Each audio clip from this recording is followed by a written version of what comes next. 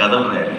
ఎక్కువ answer sheets రాసామంటే ఏదో మార్కులు వేసేస్తారు అంతే. కథలు రైట్ అక్కడ కథలు రైట్ ఇక్కడ కథలు రైట్. సరే ఇక్కడ మాకు చిన్న కథ చెప్పండి. మీరు చిన్నప్పుడు విన్న చిన్న కథ ఏదైనా జస్ట్ 2-3 లైన్లో చెప్తే చాలు.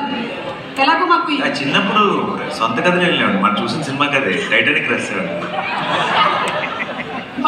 గ్రేట్. అసలు టైటానిక్ ని కూడా అక్కడ రాసేసారా మీరు?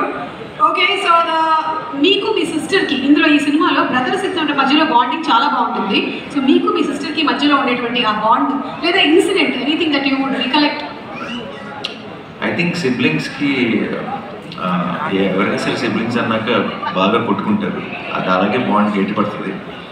ఐ థింక్ వాళ్ళు మనకి ఎంత ఇంపార్టెంట్ అని మనకు తెలిసేది కొంచెం వాళ్ళు ఎక్కడికైనా వెళ్ళినప్పుడు, వాళ్ళని ఒక సంవత్సరం చూడనప్పుడు, కొంచెం దూరం అయినప్పుడు బేసిక్గా. సో నేను అంత లైఫ్ అంతా బాగా కొట్టుకు తెచ్చాము. ఆ తర్వాత చదువుకోవడానికి యూఎస్ వెళ్ళినప్పుడు సడన్గా ప్రేమలో అసలు సిబ్లింగ్ అంటే ఏంటి దాన్ని మిస్ అవుతున్నారని సో ఐ స్టార్ట్ అయ్యింది. Super. Last and final question, 35 plus 35 minus?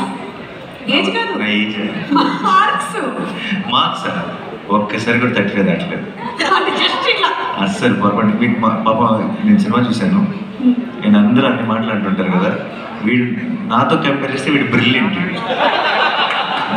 పొరపాటును కూడా వాడు కనీసం